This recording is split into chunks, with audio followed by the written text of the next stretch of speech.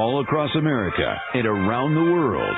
This is Veterans Radio. This is Veterans Radio. Welcome to Veterans Radio. I am Jim Fossone. I'm the officer of the deck today. We've got some great programs for you. I think you'll find very interesting.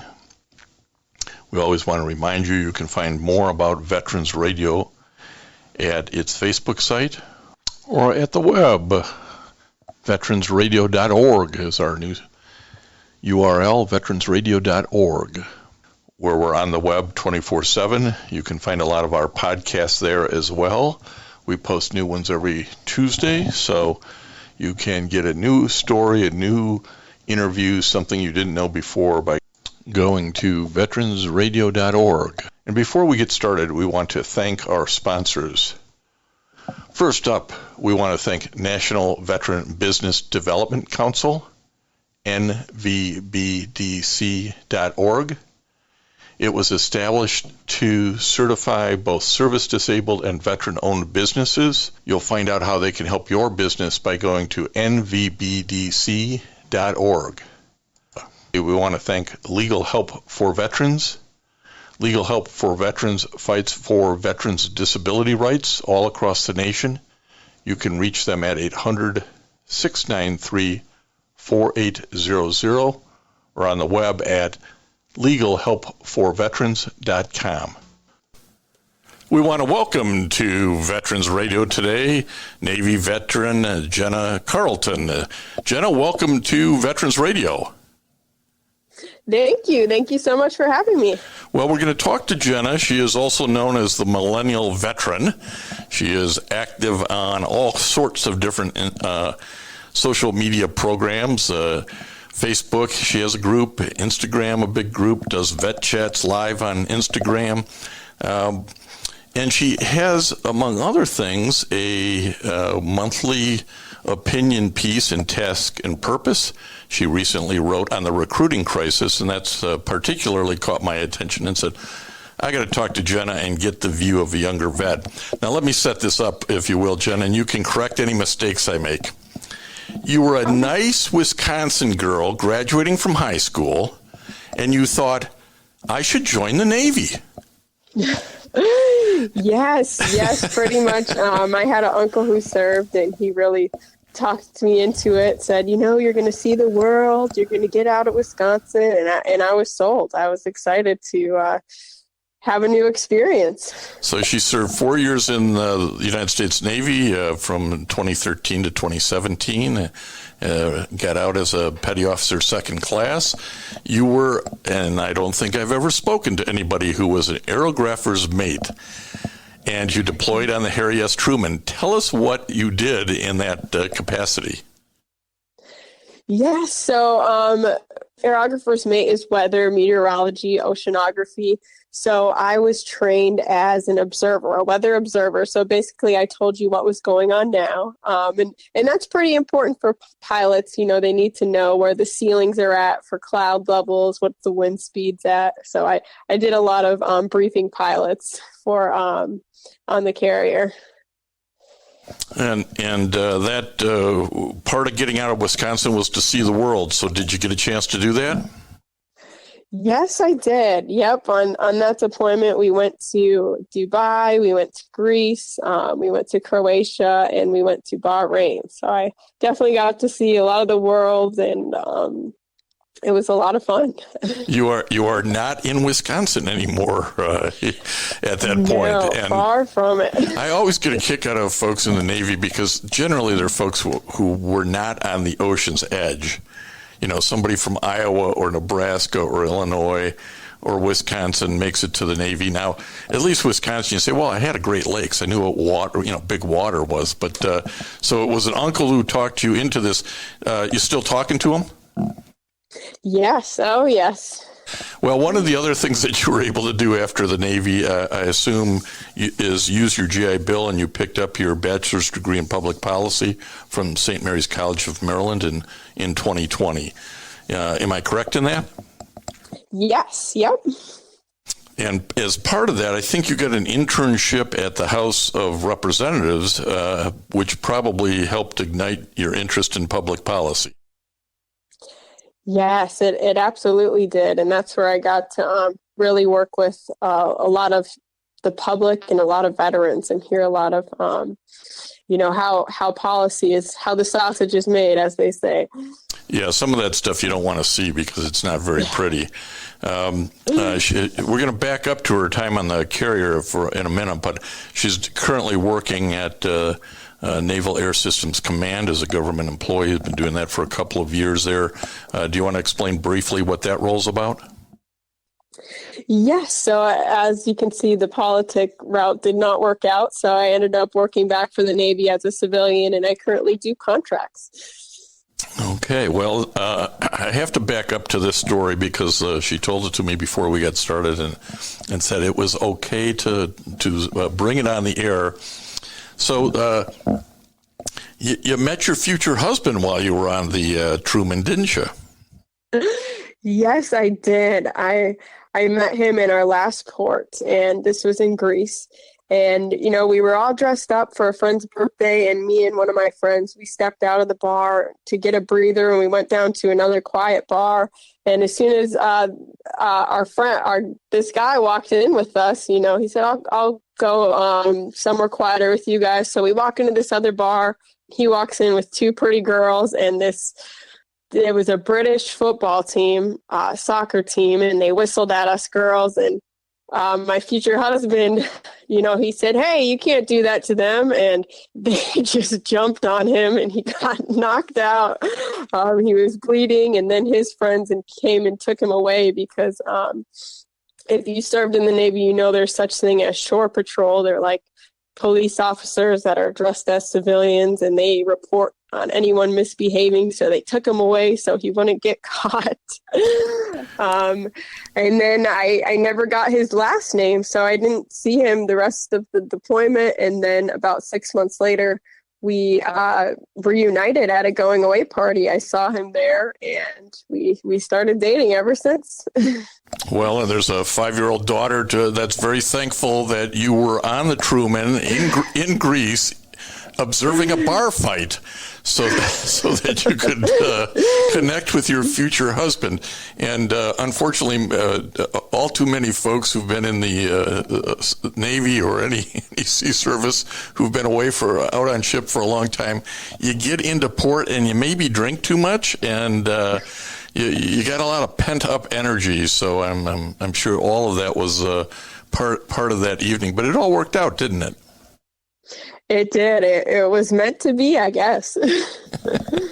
Well, you've taken those experiences from your Navy time and your time on the house and thought about how veterans of your generation are being treated or not treated, heard or not heard, and it really has launched you into this passion of being a veteran advocate. As I say, the Millennial Veteran is the name that you use on a lot of these sites. Talk to us about how that evolved and how it brings you to where you are today.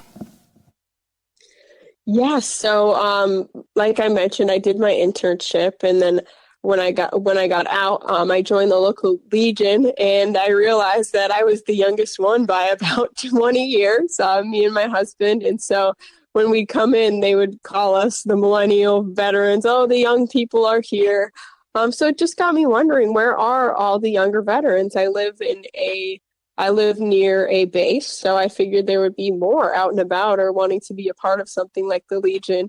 And then as the pandemic hit, I started reaching out online to other people that have gotten out and just trying to share advice on benefits or schooling.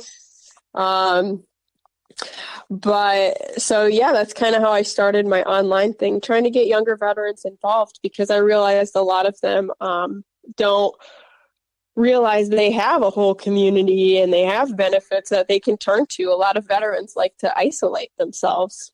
It's very easy to feel you're the only one in this. Nobody else is going through what I'm going through. And nothing could be further from the truth. And part of that is About 30% of veterans have some sort of disability rating from VA, which means a big group of veterans, 70% or so, don't have those situations arise in their life. But it's real easy if you're in that 30% group or otherwise struggling in transition to think, well, I'm the only one who's never had a job, or I'm the only one who hates the job that I've gotten. And as you've talked to, literally thousands and interacted with thousands of younger veterans, what are some of the themes that you hear? Yes, I hear a lot about isolation. I hear a lot of people who delay getting help. And I think every generation, all generations, we have the same problems since war has started, really coming back, re-entering into society, having injuries, either physical or mental. But I think what changes per generation is how you want to seek care. What do you want to remedy all these old age problems? And I think a lot of younger veterans are more open to mental health. And right now, the VA just doesn't have that mental health care that matches the demand in the community. So that's something I've seen that's been kind of a bigger problem with younger veterans. One of the also differences between, the Vietnam era, where I'm fit myself into, and today's veterans, is the increase in women who have served in the military and then become veterans. Any additional themes that you've heard from that cohort? Yes, that's a great point, because the veteran community is becoming more female, and we need the VA to also reflect that. But yes, and we need to make sure women feel comfortable in these spaces, and just having more women involved will help change that. Yeah, we now have more women in leadership positions, secretaries of state, commanders of the services, that sort of thing. So it really is hopefully changing and clearly for the better. As you've talked to folks and thought about these issues, it kind of led you to write this opinion piece on all of the services are missing their recruiting goals, and you can't keep doing that and have national security. So, Jenna, I guess I wanted to get your views on the recruiting problem that the military faces, and what kind of compelled you to write the opinion piece that you did on this issue from the point of a younger veteran.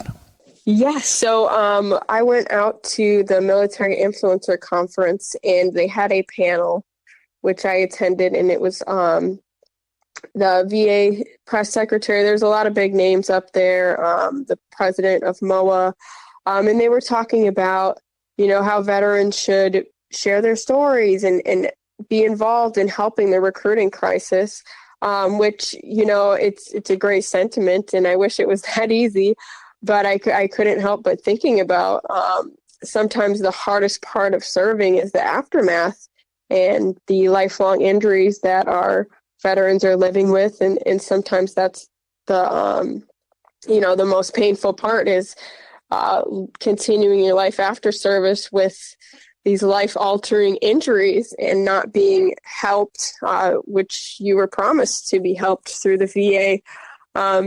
And so I kind of took the opinions of when I worked in Congress, and I would get folks of the Vietnam era calling in, needing help but not qualifying due to different parameters. And then also the messages that I get daily from people who have served, especially women who have had MST, and just all those opinions were swirling in my head. And I was like, I got to say something, I think a lot of us would love to advocate about the great experiences, but also we can't just ignore the pain that it's caused. So that's really where I was writing from. And you see this reflected in studies done by the RAND Corporation, or IAVA just came out with a survey of women warriors this summer, and I got a chance to talk to Allison Jaslow, their president and CEO over that.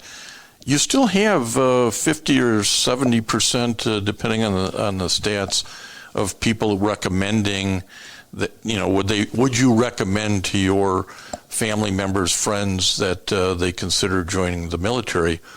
And I'm kind of surprised by that number sometimes because it's not for everybody. And particularly, we, just coming out of a 20-year war, hopefully we're not going back into anything. It's a different type of service if you're not in a war. But so many people don't serve at the front line.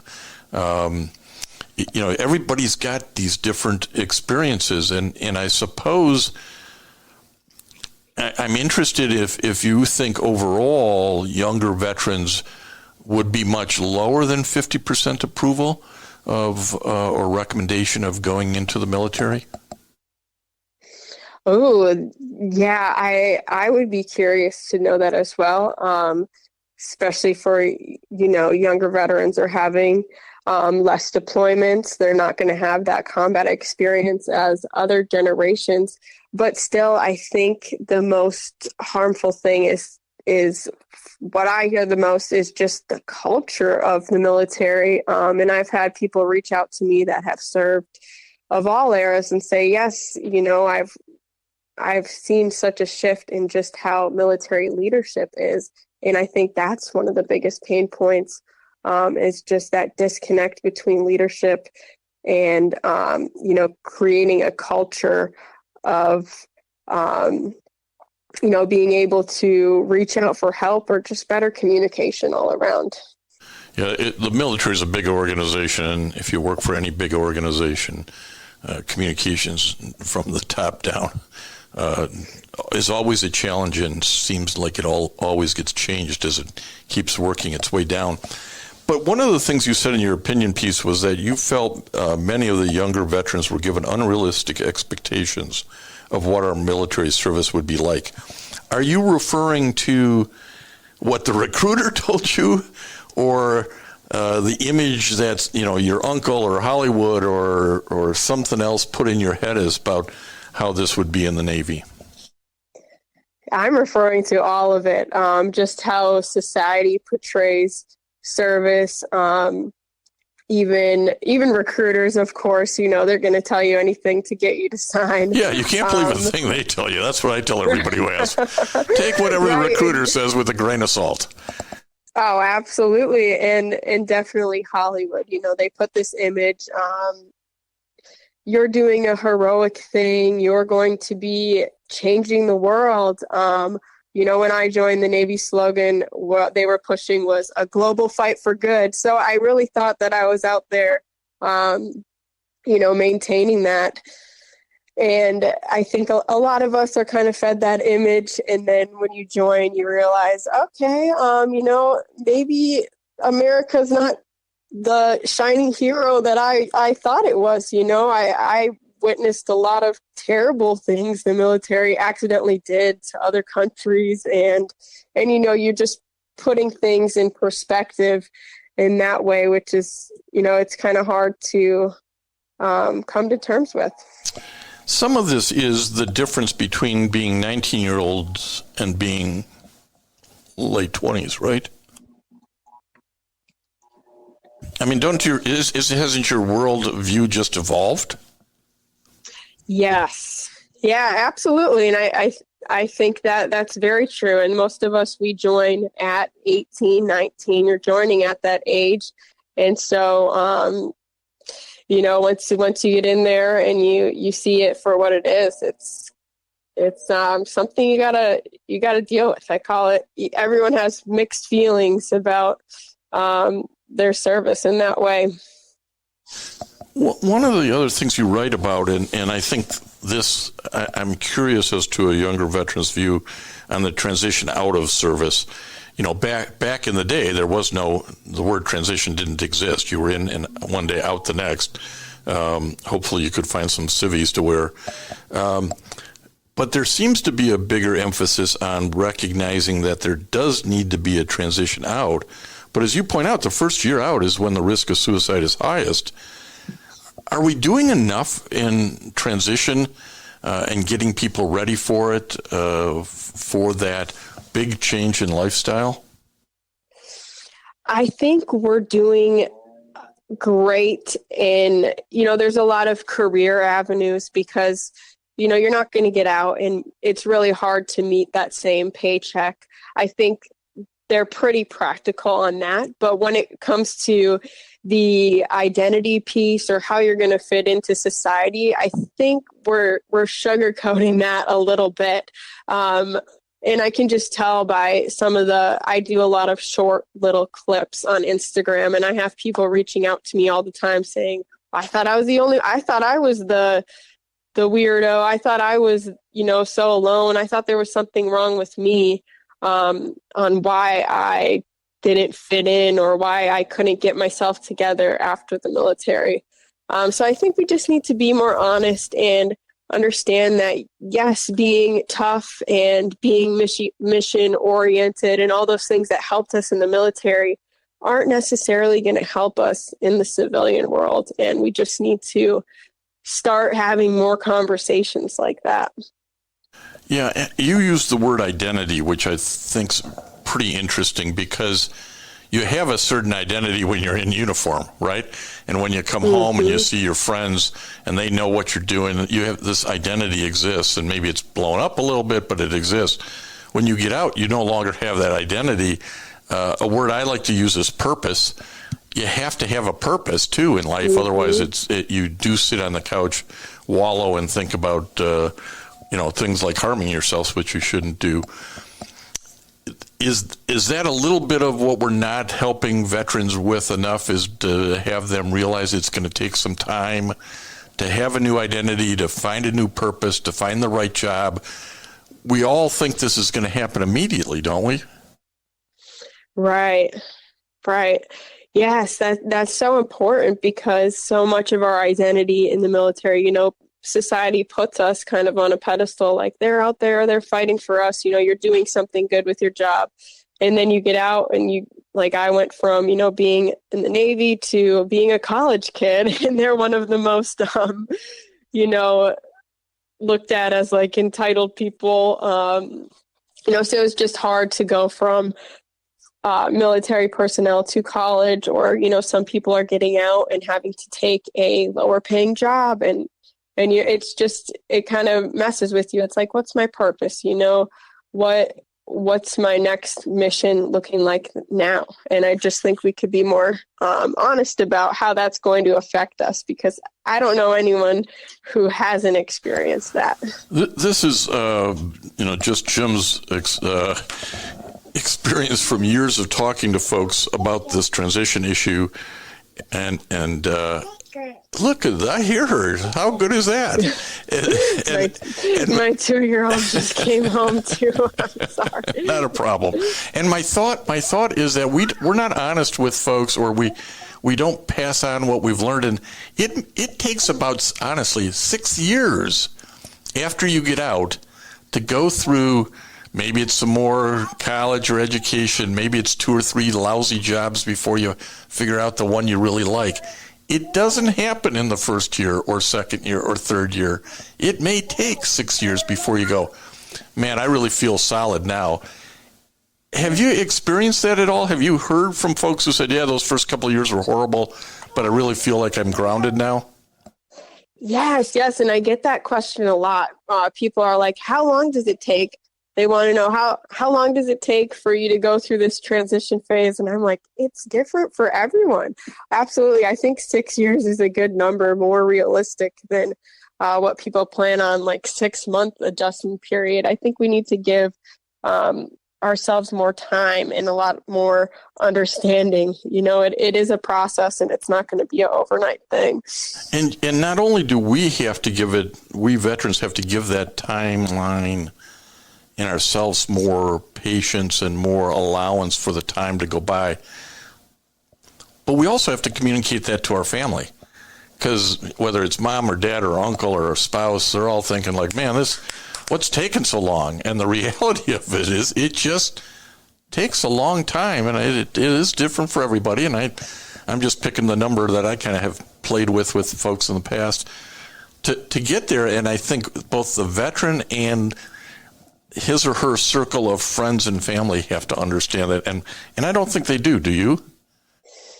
No, and it's something, you're right. I think we need to remind military personnel as they're getting out to identify that support system and, say those phrases like, hey, I'm going to be different. I'm not the person who left for the military. I was 18 at that time and now I'm coming back. I'm not going to be the same person. I think a lot of families get frustrated with that, or even, they're not used to them being around as much. So it can create issues, but yeah, they'll never fully understand.